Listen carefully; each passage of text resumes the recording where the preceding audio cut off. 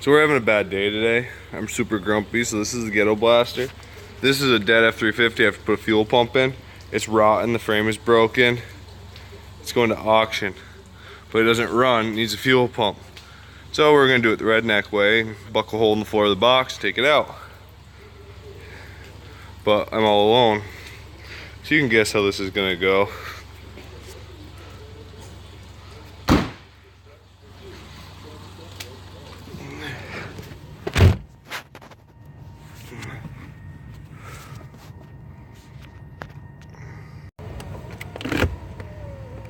It's about to get real.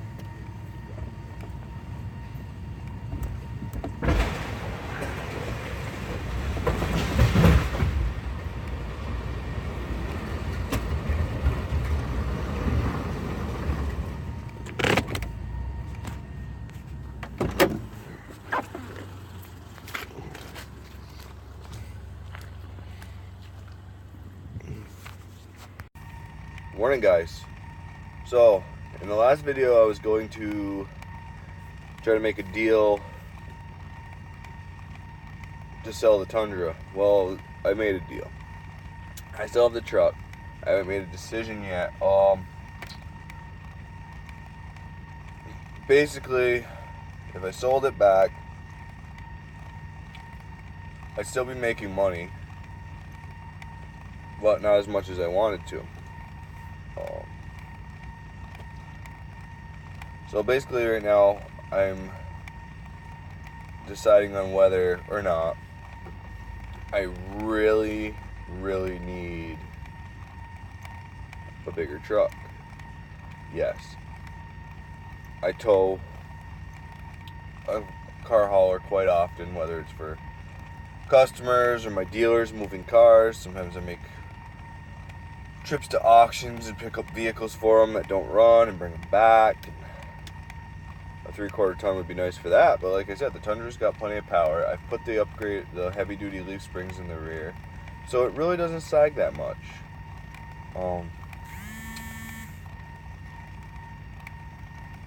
Basically, I just wanted a truck that I feel like wouldn't be working as hard all the time, and that would have a more stable ride. But I don't really know if I'm gonna actually accomplish that with the 3/4 ton Chevy. So I got some deciding to do. I'm probably gonna go test drive the Chevy, see what I think, and we'll go from there.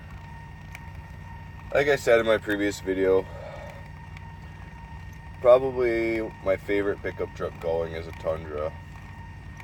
So it's a very difficult decision.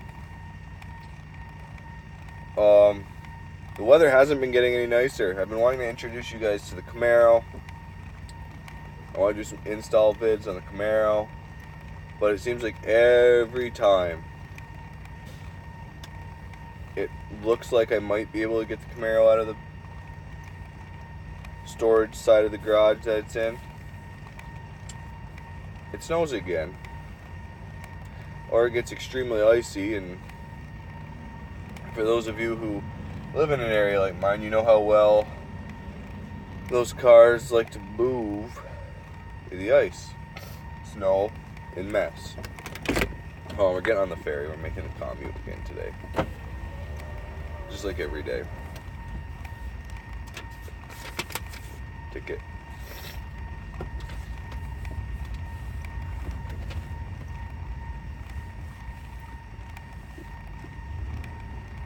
Morning.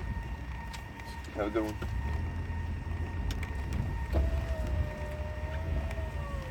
Not a very friendly bunch, but then again, if I had to stand out here in the cold, take tickets, I probably wouldn't be overly friendly either.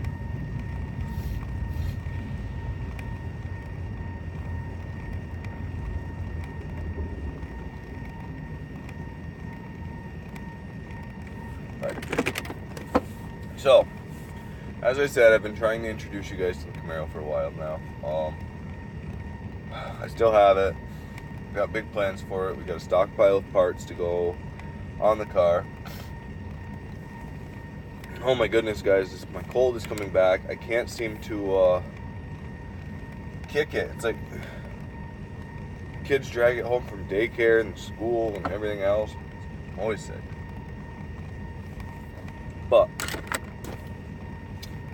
today I want to talk about how the Ghetto Blaster came to exist.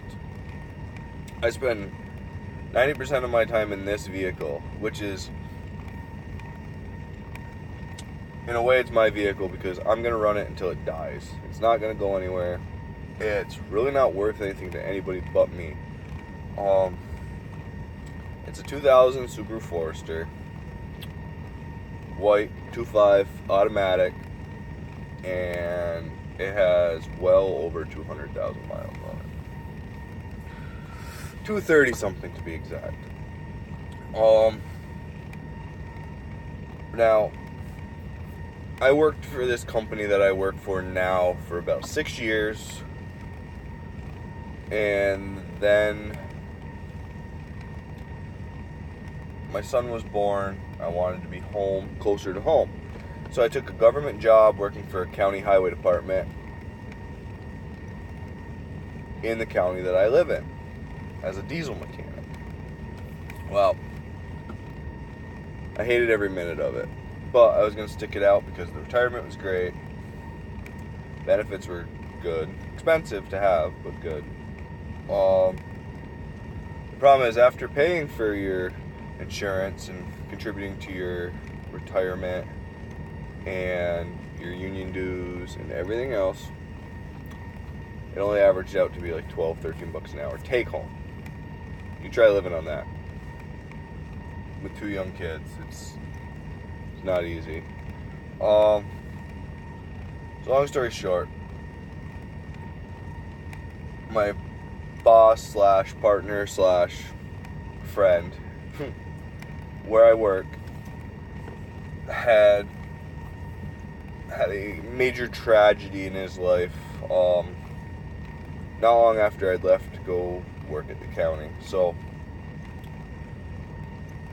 because I had all kinds of vacation time, working a government job and weekends off, and during the summer months we worked 4 10-hour days. So I was coming over on Fridays, I was taking days off here and there to come back to where I work now and just help him get ahead, catch things up, make sure everything was okay. And he came to me with an offer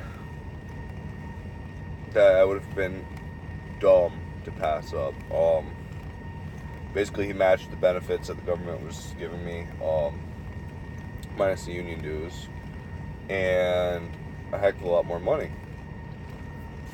And he promised me a company vehicle, because for the 6 years prior, I was driving an Infiniti G35 sedan that I had bought just for the purpose of commuting. But when I left, I had sold it because I had no need for the vehicle anymore.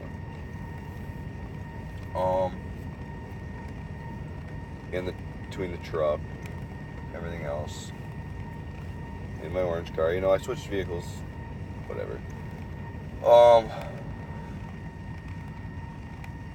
Long story short, he wanted to get me a nice car to drive back and forth.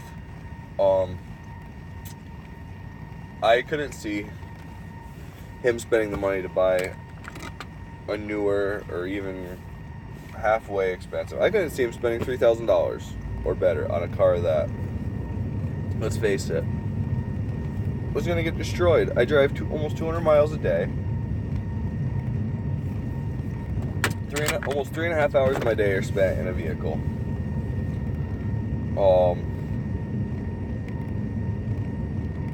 I maintain it as well as I can, but you know what? Between my personal vehicles and customer vehicles and everything, this car takes the back burner. So long story short, during the time I was gone, this car was out back.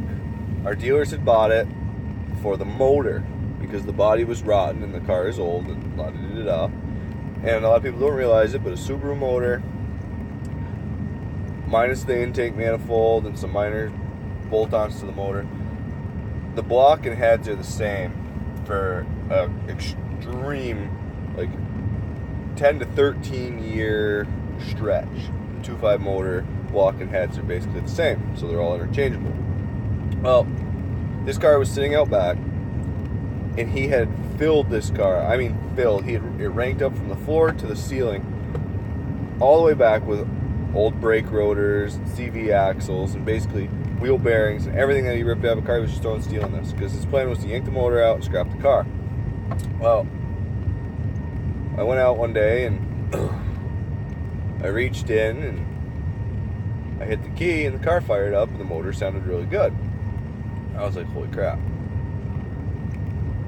And then I started poking around on my lunch break one day and I realized the car had new struts in it and the brakes were new and it had a bunch of just... The car had been maintained, other than the fact that the body was rotted off, but the car had been maintained. So I was like, I'm not getting rid of that car. So when I told him, I said, I want that as a company vehicle. He looked at me cross-eyed. He's like, why do you want to drive that turd? I was like, it's cool. It's old. It's worn out.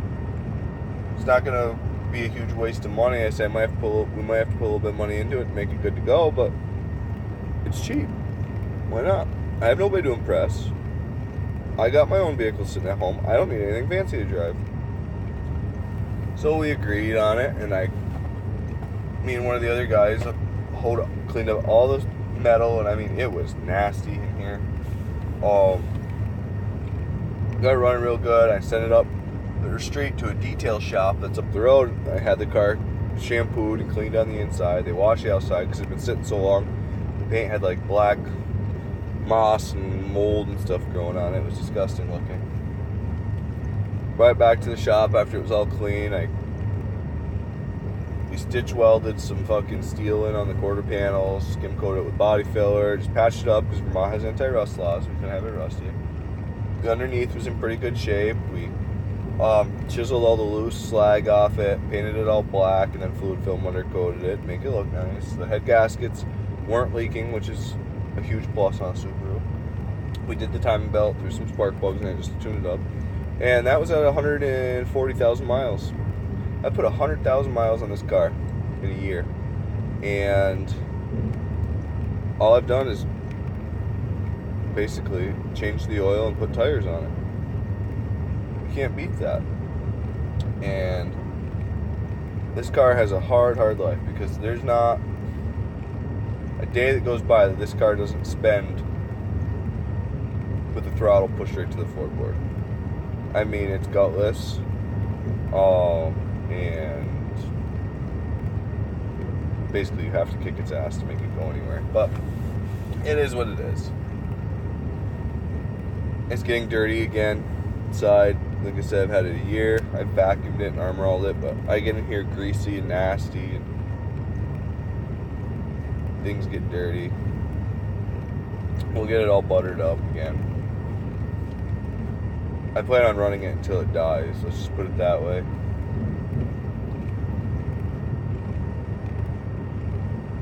I got a new wiper transmission for it at the shop right now because the wipers are all broken. They fly off the windshield sometimes. The windshield's broken because I travel so many miles and everything hits it. I just don't see any point in spending the money on a windshield until summertime or spring when they get all these dirt and rocks and stuff off the road. But that's that, guys. That's how the Subaru came to be. It was basically rescued from a crusher because that was going to be its next step. I don't know, maybe it wanted to die, but I'm not going to let it. Not yet. I still got some more use left in this old bitch. Anyways, we're on the boat as usual, and I'm going to let you go because I just wanted to tell my story. I've told it. Soon, guys. Soon there'll be some real videos, some Camaro videos, some install videos. If I keep the Tundra, I got fender flares to put on it. We got to paint those to match. I got fog lights to put in it. I got all kinds of stuff if I keep it. But like I said, it's winter, it's cold. I work on vehicles for a living. Right now, the last thing I want to do when I get home at night is work on vehicles. I don't make money working on my own stuff. It's a sad truth. I wish I could, but it just doesn't work that way. Thanks, guys. Have a good day.